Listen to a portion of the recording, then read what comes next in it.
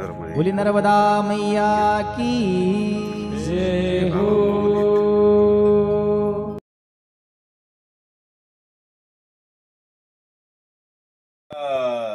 मला की नर्मदे हर नर्मदे हर तुमचं नाव काय आहे? रतिलाल.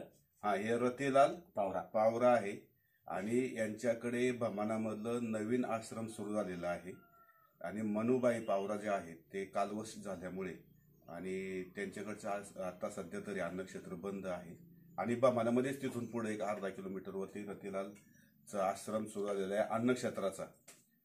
तर माझं परिक्रमावासियांना नेहमी सारखेच सांगणं आहे की आश्रमवाल्याला तुम्ही कमीत कमी 10 रुपये तरी अन्नदानासाठी आणि दान करायला शिका. दान केल्याशिवाय आश्रम चालणार नाहीत. ही लोक दिवसभर काबाड कष्ट करतात आणि तिकडून येऊन परत एवढ्या लोकांचं मग ते 100 असतात, 200 असतात, 300 असतात. त्याच्यामुळं त्या लोकांचं घ्या. त्या लोकांना अडचण असतात तरीही ते प्रामाणिकपणे तन मन धन या तीनही गोष्टी लावून आदिवासी सारख्या भागामध्ये लोकांची सेवा करतात. ही फार मोठी बाब आहे, लक्षात ठेवा. त्याच्यामुळं प्रत्येकाने आश्रमात आल्यानंतर हे छोटे छोटे आश्रम सुलपानीतलं दक्षिण तट आणि सुलपानीचा उत्तर तट किंवा मंडला दिंडोरी साईडला मी जास्त सांगत नाही तुम्हाला, फक्त 10 रुपये त्यांचे दानपेटी असते त्याच्यामध्ये टाकत जा किंवा त्यांच्या हातामध्ये देत जा. नर्मदे हर. नर्मदे हर. उद्याचा महाराष्ट्र परिवर्तनाचा वाट सुरू न्यूजमध्ये आपलं स्वागत आहे आणि मी आत्ता आहे महाराष्ट्रातल्या नंदुरबार जिल्ह्यातील दडगाव तालुक्यातील एक भमाने म्हणून गाव आहे. आदिवासी इकडं खप्परमाळ आहे, एक बादल आहे, हे भमाने आहे. असा फार मोठा परिसर आहे हा, फार त्या ह्याच्या पाटीपर्यंत पाटीचा परिसर. आणि नंदुरबार जिल्हा हा महाराष्ट्रातला आदिवासी भाग आहे, लक्षात ठेवा. आणि आदिवासी भाग असून सुद्धा या लोकांना महाराष्ट्राच्या जनतेला जो फायदा मिळतो, जे शासनाकडून सवलती मिळतात, मदत मिळते, त्याचा कुठलाही लाभ मिळत नाही.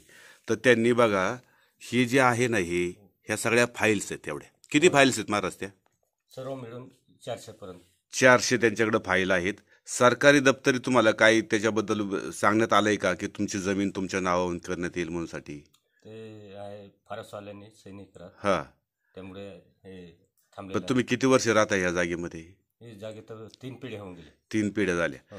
तर नियम असा आहे की 15 वर्ष जर कुणी कुठल्या फ्लॅटमध्ये सुद्धा साध्या किंवा कोणाच्या जागेत राहत असेल तर ती जागा त्याच्या मालकीची होती कायद्यानुसार, नियमानुसार. मात्र ह्या लोकांकडे पैसे नसल्यामुळे आणि न्यायालयाच्या खेटं कोण घालणार, कारण हे कष्ट करून पोट भरणारी लोक आहेत, ह्यांच्याकडं जन्मदर जास्त आहे, कुपोषण जास्त आहे, अन्नधान्याचा तुटवडा आहे आणि सरकारच्या कुठल्याही सवलती मिळत नाहीत. हे फार आजी ज्याला आपण महाराष्ट्र हा भारतात सगळ्यात प्रगत म्हणतो आणि त्याच्यामध्ये जर आदिवासी लोकांसाठी एवढं फार वाईट आहे. मला वाईट वाटलं. त्यांच्याकडे जवळजवळ 450 फाईल्स आहेत आणि त्याचं ढीक त्यांच्याकडे पडलेला आहे.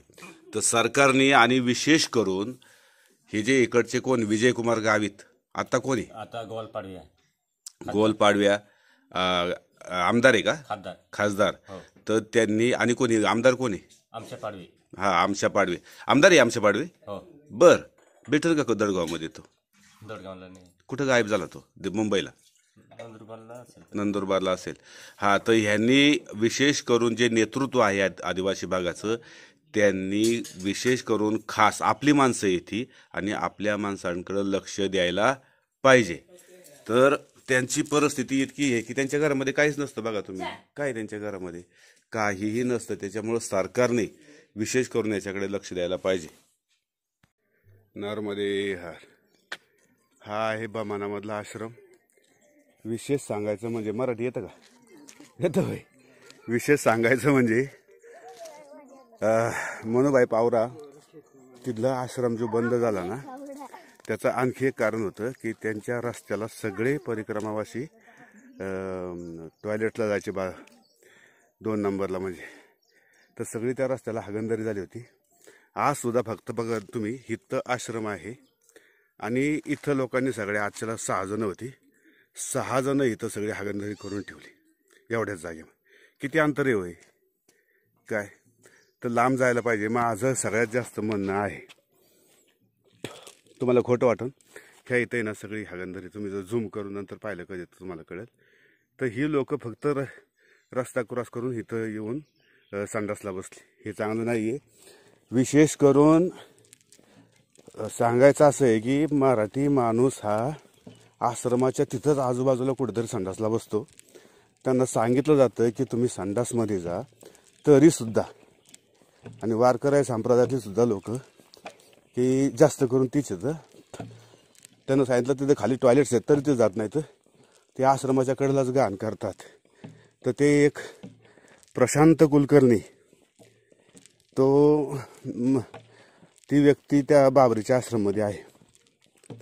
त्यांनी काल सांगितलं मला की हागणदारी फार होते, कारण 300-200 लोक रोज येणार आणि मग त्याच्यामुळे थोडं लांब लांब जायला पाहिजे असं आहे. नर्मदे हर.